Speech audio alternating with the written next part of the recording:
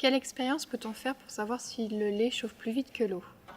Grâce au logiciel Atelier scientifique, nous allons visualiser l'évolution de la température en fonction du temps.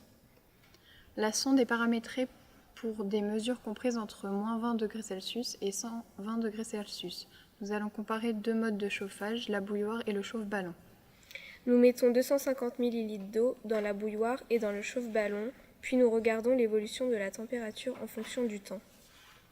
Nous pouvons comparer deux systèmes de chauffage uniquement si nous avons les mêmes quantités de liquide. Pour pouvoir comparer l'eau et le lait, il faut faire l'expérience présentée une fois avec l'eau et une fois avec le lait. Afin de comparer deux systèmes de chauffage et donc comparer ce qui est comparable, il faut tout d'abord chauffer une même masse de liquide, par exemple 100 g d'eau et 100 g de lait. Attention, la masse volumique de l'eau n'est pas la même que celle du lait. Par conséquent, on ne chauffera pas le même volume d'eau ou de lait.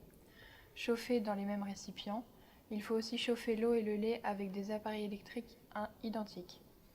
Par exemple, si l'on chauffe une même quantité d'eau avec des appareils électriques différents et de puissances électriques différentes, on peut obtenir des mesures intéressantes pour calculer le rendement du système de chauffage, mais inutiles pour savoir si l'eau chauffe plus vite que le lait.